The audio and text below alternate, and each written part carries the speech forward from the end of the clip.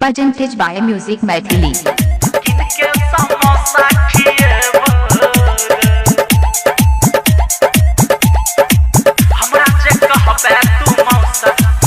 DJ Sunil Raj.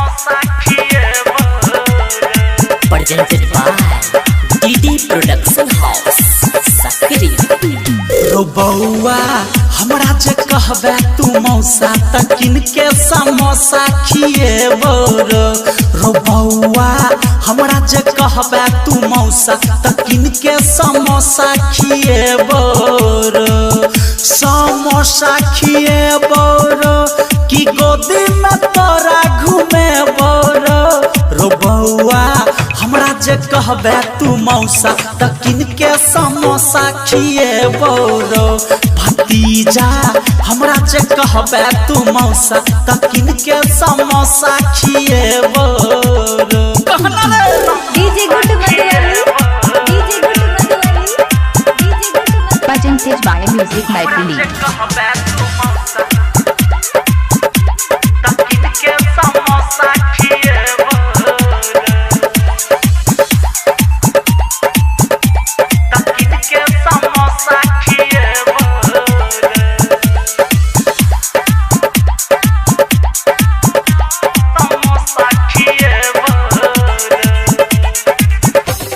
मौसी तोहर छो बउआ जवान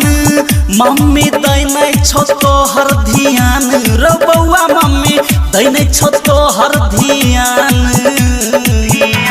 रो मौसी तोहर छो बउआ जवान मम्मी दैनै छो तोहर ध्यान रो बउआ मम्मी दैनै छो रो ध्यान की राखे चच्चा पर भरोसा तोरा समोसा खिएबो भतीजा हमरा जे कहबे तू मौसा त किनके समोसा खिएबो रे बउआ हमरा जे कहबे तू मौसा त किनके समोसा खिएबो रे बाबू मान जो मधुबनी डीजे गुड मधुबनी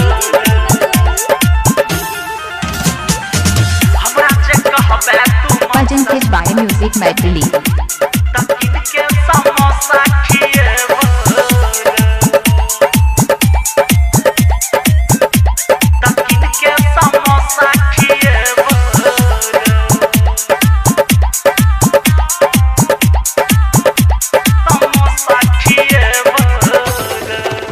पूरा कीन के देबो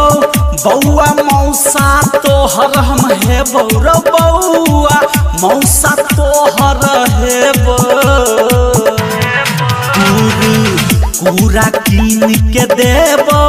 बउआ मौसा तोहर हम हेबो रो बउआ मौसा तोहर हेबो खिएबो पिज्जा और डोसा हम समोसा खिएबो रो बउआ हमरा जे कहबे तू मौसा त किनके समोसा खिएबो रो बउआ हमरा जे कहबे तू मौसा त किनके समोसा खिएबो DJ good Madhubani DJ good Madhubani DJ good Madhubani Presented by Music Maithili.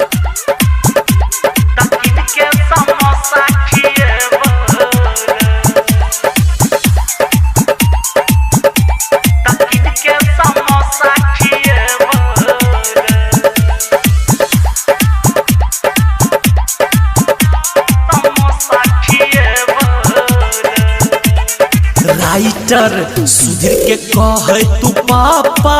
तोरा मौसी के शादी है तो पक्का रो बउआ मौसी के शादी है तो पक्का राइटर सुधीर के कहे तू पापा तोरा मौसी के शादी है तो पक्का रो तोरा मौसी के शादी है तो पक्का